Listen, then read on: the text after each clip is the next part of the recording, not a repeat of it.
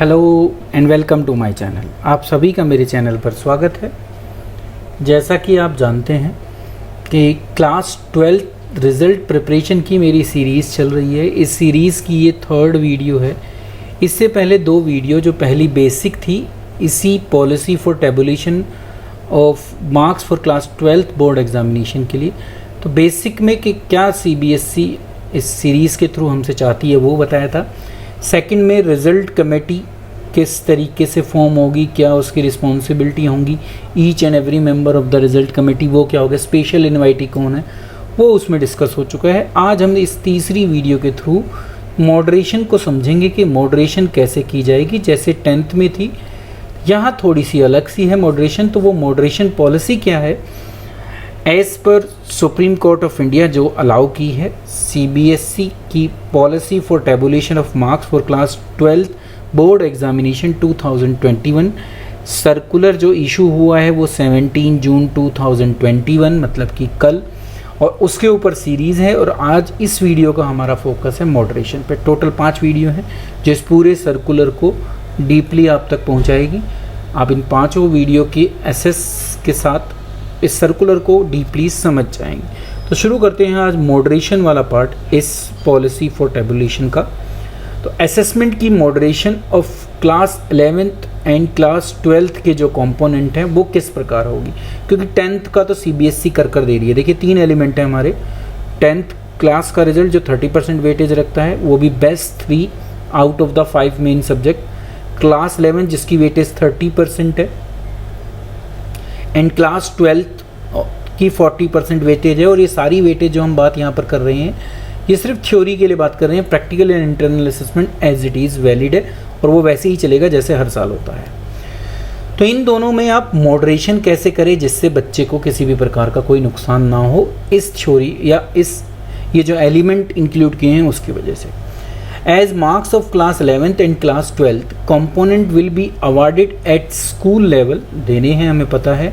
They will strictly not be comparable across school due to the variation in the quality of question paper। बिल्कुल सही बात है। The evaluation standard and process, the mode of conduct of exam, कोई भी चीज़ नहीं मिलती ना। Conduction जैसे हुआ वो मिलेगा हर एक ईच एंड एवरी स्कूल का। इवेल्यूएशन का क्या स्टैंडर्ड था, उसकी क्या प्रोसेस थी, ये कोई भी चीज़ जो है यहाँ पर बहुत ज़्यादा वेरिएशन मिलेगा। तो उस वेरिएशन को कैसे दूर किया जाए, Therefore, to ensure standardization in each school will have to internally moderate the marks to account for the school level variation by using reliable reference standard। ये reference year हमें 10th जब रिज़ल्ट बन रहा है अभी भी उसमें यूज़ हो रहा है। सेम यहाँ पर उन्होंने बोला है The school shall calculate the total theory marks for each student by adding the marks for class 10th class. ये आपको हमें यहाँ पे समझना ज़रूरी है कि देखिए टोटल थ्योरी मार्क्स, बात सब थ्योरी की हो रही है, प्रैक्टिकल में हमें कुछ नहीं करना। अब चाहे वो क्लास 10th के बेस पर हो, क्लास 11th के बेस पे हो, क्लास 12th के बेस पर हो, as per the weightage of each class. Weightage हमें पता है 30-13 की है, 10th की भी कितनी है 30% है, तो ये वेटेज है। Therefore, based on the total marks, moderation shall be carried out। जब आप इसका टोटल कर दोगे तो उसके बाद मॉडरेशन होगी। और वो स्कूल जो करेगा वो सिर्फ क्लास 11th और क्लास 12th में करेगा। मतलब मॉडरेशन का जो काम होना है वो सिर्फ class 11th and class 12th में होना है, 10th का मॉडरेशन नहीं होना है। स्केलिंग अप एंड और down of class 11th and class 12th marks में हैव टू बी डन। तो ऑब्वियसली ऐसा हो सकता है कि हमें कहीं पर मार्क्स बढ़ाने पड़े या कहीं पर मार्क्स कम करने पड़े, बट वो इस मैनर में करने हैं कि वो फेयर और ट्रांसपेरेंट हो और रिज़ल्ट कमेटी को इस काम को करना है। चलते हैं, है क्या ये। देखिए क्लास 10th का मैं आपको बता ही चुका हूँ कि वो स्टैंडर्डाइज है और वहाँ पर कोई स्केलिंग की ज़रूरत नहीं है, किसी भी स्कूल को कुछ नहीं करना उसमें। वो 30% की weightage as it is valid रहेगी, वहाँ कोई मॉडरेशन हमें नहीं करना। और ये अगर CBSE से क्लास 10th पास की है बच्चे ने तो उसके मार्क्स भी ऑटोमेटिकली फिल्ड आएंगे। सिर्फ उन्हीं बच्चों के मार्क्स फीड करने पड़ेंगे जो किसी और बोर्ड के हैं, नहीं तो क्लास 10th के मार्क्स ऑलरेडी फीड होंगे और उसमें कोई मॉडरेशन नहीं होगी। The historical performance of the school in terms of best overall performance in previous 3-year board examination will be taken as reference for moderating the mark assessed by the school for 2020-21। जैसे 10th में था, पिछले 3 साल का जो आपका best year होगा वो रेफरेंस ईयर के रूप में यूज़ किया जाएगा। For example, if in a specific school overall average of student in 2017-18 72% है, 2018-19 में वो 74% है और 2019-20 में वो 71% है। अब इन 3% में देखो तो आपको सबसे ज़्यादा परसेंटेज ये मिलती है, तो आपका जो रेफरेंस ईयर सेलेक्ट किया जाएगा फॉर मॉडरेशन ऑफ मार्क्स वो 2018-19 आ जाएगा, जो सबसे ज़्यादा है वो। The school will use the subject wise average of 2018-19, तो उस साल जो हमारी सब्जेक्ट वाइज एवरेज थी उसको मॉडरेशन के लिए यूज़ करना पड़ेगा, क्योंकि उसी का रेफरेंस में जो परसेंटेज है वो सबसे ज़्यादा बैठ रही है। Which are the highest for moderation. The selected year will be the reference year for the school, ये मैं आपको बता ही चुका हूँ। For each school, the school will have to follow a broad distribution of mark, which will be based on performance of the specific year by the school in that subject। तो आपको जो reference year में year लिया है उसको base बनाकर आपको distribution of marks करना है, सभी बच्चों के बीच में फेयर रहे और जो है अनबाइस्ड रहे, इसको ध्यान में रखते हुए। Subject wise marks assessed by the school for 2020-21 should be within the range of plus or minus 5 marks obtained by the student in the school in the subject in the reference year। तो 5 marks की plus minus की जो है variation acceptable है।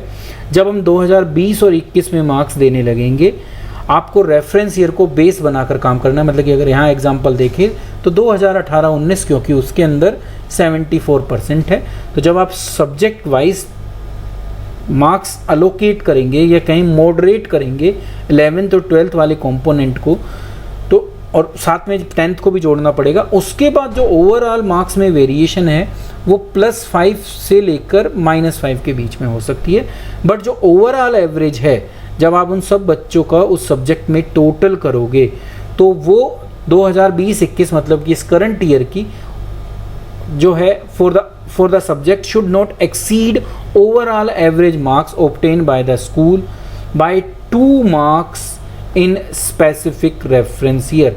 तो reference year की average से या कहें कि टोटल से 2 मार्क्स तक की जो वेरिएशन है वो तो एक्सेप्टेबल है, बहुत से ज़्यादा नहीं हो सकती, ये हमें समझना है।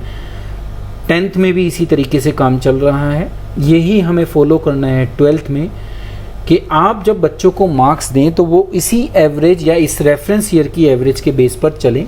हाँ, हम ऊपर नीचे उनमें वेरिएशन बच्चों को कर सकते हैं, बट ओवरऑल एवरेज वो उस रेफरेंस ईयर से मैच होनी चाहिए।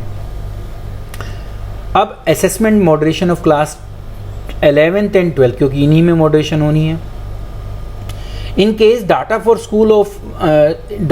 ए स्कूल फॉर ओनली 2 ईयर, कहीं पर 3 साल का डाटा नहीं है तो उन दोनों साल में जो भी बेस्ट ईयर होगा वो रेफरेंस ईयर बन जाएगा। ये हो गया। In school where the student are appearing in the class 12th board examination first time, जहाँ पर पेपर दिए जा रहे हैं, लेकिन ऐसा कोई स्कूल जहाँ पर 12th फर्स्ट टाइम आई है तो वहाँ कोई हिस्टोरिकल डाटा उनके पास अवेलेबल नहीं होगा, तो बोर्ड जो है उनको हिस्टोरिकल डाटा प्रोवाइड करेगा इस फॉर्म में। School which do not belong to any specific group of school will be shown the data for their category. जैसे वो इंडिपेंडेंट स्कूल है तो उसका डाटा दिखाया जाएगा, KVS है तो KVS का, JNV है तो JNV, गवर्नमेंट का है तो गवर्नमेंट, और ADD स्कूल है तो उसके हिसाब से। और वहाँ पर डिस्ट्रिक्ट का, स्टेट का और नेशनल लेवल की एवरेज लास्ट 3 ईयर की दिखाई जाएगी, और उसमें जो बेस्ट होगी वो आपका रेफरेंस ईयर बन जाएगा। School which belong to some specific group of school will be shown the data of their group of school at district, state और national level। अगर हम किसी ग्रुप से बिलोंग करते हैं तो उस ग्रुप का जो डाटा है डिस्ट्रिक्ट लेवल पर, स्टेट लेवल पर और नेशनल लेवल पर पिछले 3 साल का वो बेस बनेगा और उसमें जो बेस्ट परफॉर्मेंस होगी वो रेफरेंस ईयर बन जाएगा। School which have switch over from other board, अगर कोई ऐसा स्कूल है जो किसी और बोर्ड से अब CBSE बोर्ड में आया है तो उसके पास ये ऑप्शन है कि in their respective board during the previous year subject to the approval by the CBSE, तो वहाँ की परफॉर्मेंस को भी यहाँ पर काउंट कर सकता है, पर उसके लिए उसको अप्रूवल लेना पड़ेगा, चलेगा उसी तरीके से काम। तो best performance in terms of overall average score for among the district, state and national level, वो रेफरेंस भी बनेगा। वो मैं आपको पहले ही बता चुका हूँ कि जिस भी इन 3 कैटेगरी से अगर आप फर्स्ट टाइम आपका स्कूल 12th के एग्ज़ाम के लिए अपेयर होना था तो किसी भी इन कैटेगरी में से आप होगे तो 3 जो है यहाँ पर एक तरीके से ओवरऑल एवरेज स्कोर दिखाए जाएंगे, एक डिस्ट्रिक्ट लेवल पर, एक स्टेट लेवल पर, एक नेशनल लेवल पर। इन तीनों लेवल पर जो सबसे ज़्यादा होगा वो आपका रेफरेंस ईयर होगा। तो ये हो गया उनके लिए जहाँ पर या तो 2 साल की एवरेज है और या फिर अभी फर्स्ट टाइम पेपर देंगे। If any school having 10 or less than 10 student in any subject, it may be noted that in all such cases there is no need to follow strict subject wise average in these subject। अगर आपके school में 10 या 10 से कम बच्चे हैं किसी subject में तो जो ये रेफरेंस ईयर और ये जो इतनी सारी एवरेज बोली गई है फॉलो करने को, वो आप उस स्ट्रिक्ट फॉर्म में फॉलो नहीं करेंगे। स्कूल को जो एडहेयर करनी है फिर सब्जेक्ट वाइज नहीं करनी, ओवरऑल एवरेज जो है वो रेफरेंस ईयर से मिलनी चाहिए बस। तो यहाँ पर फिर ओवरऑल एवरेज की बात हो जाएगी, आपको हर सब्जेक्ट की एवरेज जो है वो टैली करने की ज़रूरत नहीं होगी। कब? जब किसी भी सब्जेक्ट में 10 या 10 से बच्चे कम हो। Marks obtained by the student of the school in the subject in the previous board examination have been taken for the purpose of internal moderation, as this is based on performance of the school. Thus a reasonably reliable, unbiased and fair reference standard set किया जा सकता है। Broad distribution of marks obtained by the student of the school in the specific year, जिसको reference year भी कह रहे हैं, subject wise will be made available to the school by the board in their login account।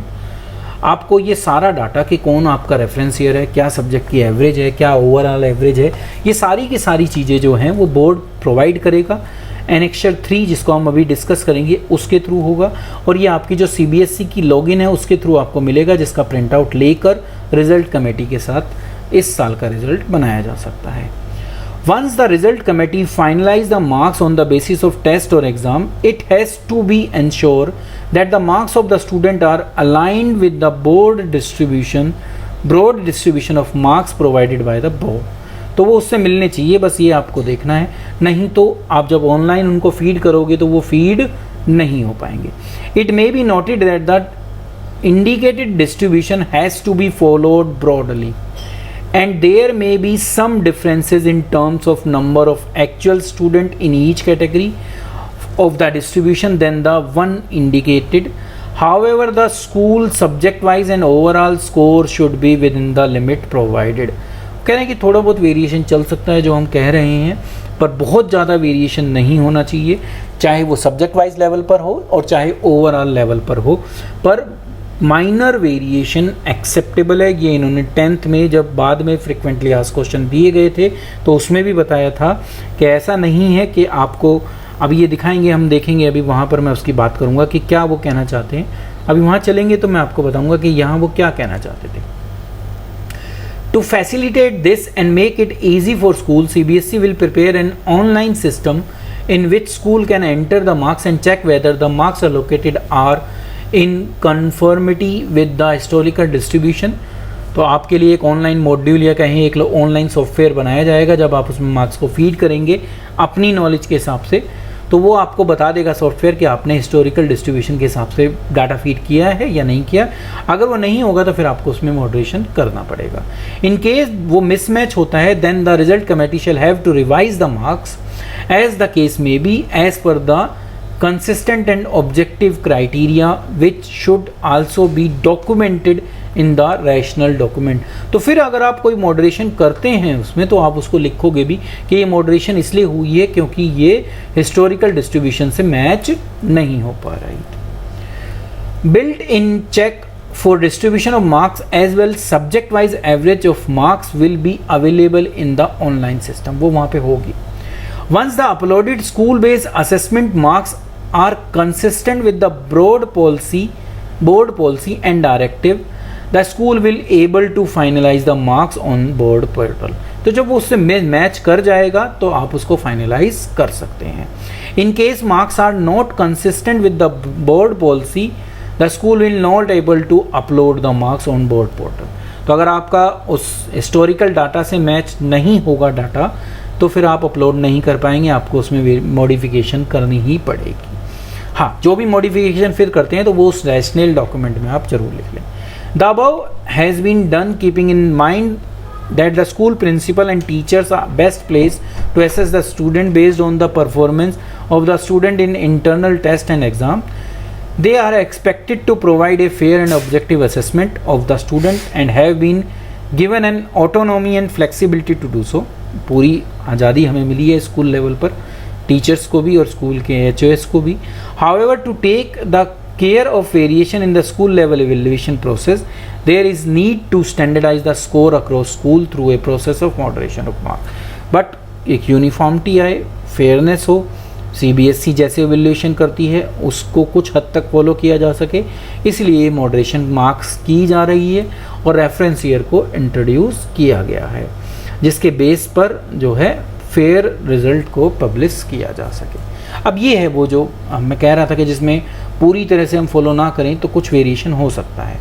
तो देखिए, internal moderation of marks जो हमें करनी है, याद रखना है आपको कि सिर्फ 11th एंड 12th के जो थ्योरी का एग्ज़ाम है सिर्फ उसी में मॉडरेशन होगी, मतलब कि 30% और 40% जो इनकी वेटेज है, आप जो भी मार्क्स में चेंज करेंगे वो सिर्फ इनमें करेंगे, बट मार्क्स का टोटल जो होगा वो 10th को मिलाकर होगा।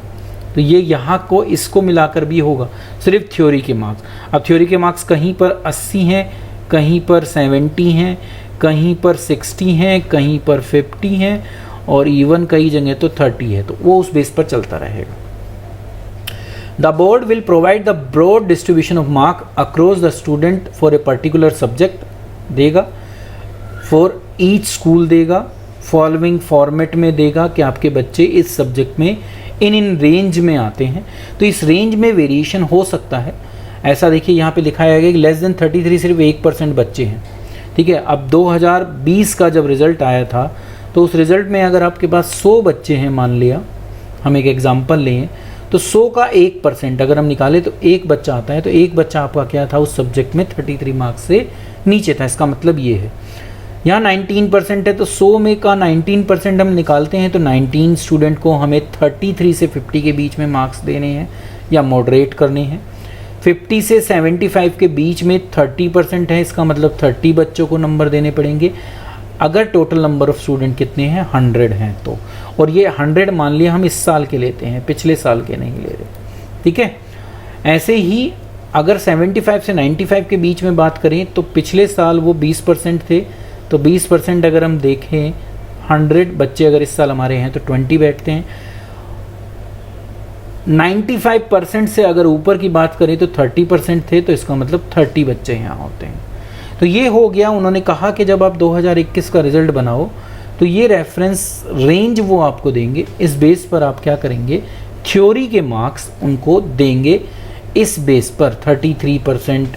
अब 80 वाला होगा तो 33 का मतलब यहाँ पर 26 हो गया, ठीक है। 50% का मतलब 40 नंबर हो गए, 75 का मतलब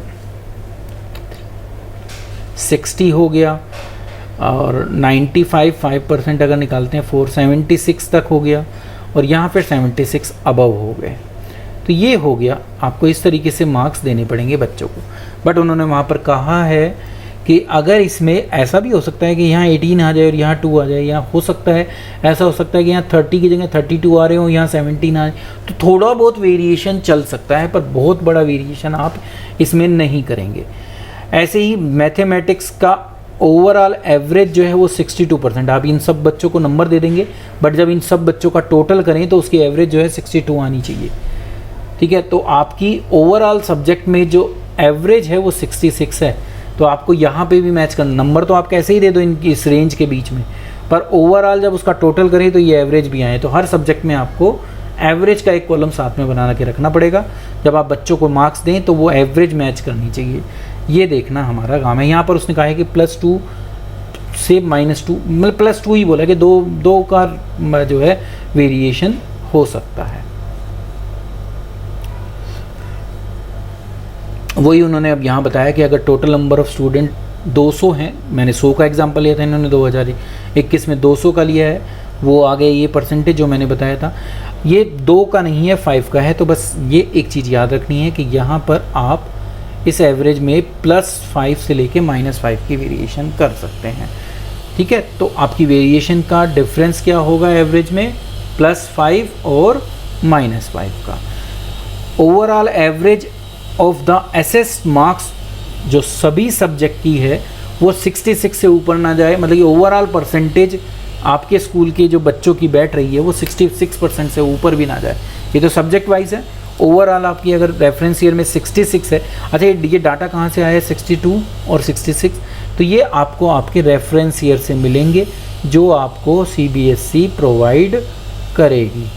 तो ओवरऑल भी वो आपके सारे सब्जेक्ट की एवरेज भी बताएगी कि आपके बच्चे नॉर्मली 66% मार्क्स लाते हैं। तो सभी सब्जेक्ट का टोटल भी उस रेफरेंस ईयर से ज़्यादा ना जाए। ऐसे ही एक सब्जेक्ट का टोटल जो है जो रेफरेंस आपको दिया है उसमें +5 और -5 की वेरिएशन हो सकती है। तो ये है वो, तो इन्होंने ये नहीं कहा कि आप बिल्कुल एग्जैक्ट ऐसे ही फॉलो करें, बट थोड़ा बहुत वेरिएशन करते हुए भी अगर आप ओवरऑल एवरेज मेंटेन कर पा रहे हैं तो वो ज़्यादा ज़रूरी है, फिर आपका डाटा फीड हो जाएगा। The school has enough facility for assessing individual student, however overall distribution of marks should be broadly fall in the above range, जो हमने बताई है कि जैसे 62 मैथमेटिक्स के लिए थी तो +5 -5 मतलब कि 57 भी एक्सेप्टेबल है और 67 भी एक्सेप्टेबल है। इससे बाहर जाएगी तो वो एक्सेप्टेबल नहीं होगी। The committee may have to scale or revise the class 11th and class 12th theory marks only as per requirement। तो आप सिर्फ क्लास 11th एंड 12th, ये इंपॉर्टेंट है कि आप चेंज जो करोगे इन्हीं 2 क्लास में करोगे, 10th के मार्क्स में आप चेंज नहीं करोगे। क्लास 10th के मार्क्स जो हैं वो चेंज नहीं होने, वो मॉडरेशन उसमें नहीं हो सकती। और पर जब टोटल करोगे तो उसमें 10th को इंक्लूड किया जाएगा, तो ओवरऑल एवरेज में 10th इंक्लूड होगी। और अगर ओवरऑल एवरेज आपकी 66 है तो यहाँ आप सिर्फ इस साल +2 कर सकते हो उसको, मतलब कि आप 2% तक बढ़ा सकते हैं आपकी। और ये 66 कहाँ से आएगा, ये आपके रेफरेंस ईयर से आएगा। तो आप 2% तक ओवरऑल एवरेज जो आपके स्कूल की है उसको बढ़ा सकते हो, पर 2 से ज़्यादा नहीं जाएगी, इसको आपको याद रखना है। तो ये लिबर्टी 10th में शायद नहीं थी या थी, हो भी सकता है, बट 12th में तो मुझे दिख रही है, तो हम 2% तक की उसकी एवरेज बढ़ा सकते हैं। तो ये था हमारा पूरा मॉडरेशन से संबंधित कि आपको मॉडरेशन कैसे करनी है। इम्पॉर्टेंट पॉइंट यही है कि थ्योरी और 11th और 12th उन्हीं में मॉडरेशन आप करोगे जिससे रेफरेंस ईयर से वो मैच हो सके। सब्जेक्ट में बोलें तो +5 -5 की वेरिएशन एक्सेप्टेबल है। रेंज की बात की जाए कि रेंज जैसे उन्होंने बताया इसमें कि इस रेंज में बच्चे आए, यहाँ पर भी आप थोड़ी बहुत वेरिएशन कर सकते हैं। ओवरऑल एवरेज सिर्फ यहीं घूमनी चाहिए +5 -5 में, और सभी सब्जेक्ट की जो रेफरेंस ईयर की एवरेज है उसमें सिर्फ आप 2% का इजाफा कर सकते हैं। तो ये था पूरा रेफरेंस से संबंधित। अब क्या शेड्यूल ऑफ एक्टिविटी है और इम्पोर्टेंट पॉइंट क्या है कि अगर कोई इस बोर्ड का ना हो, किसी ने सब्जेक्ट चेंज कर लिया हो, इससे रिलेटेड वीडियो भी अलग से मैंने बना दी है, आप उसको भी एसेस कर सकते हैं और अपना 12th का टेबुलेशन ऑफ मार्क्स का काम जो है पूरा कर सकते हैं। Thank you.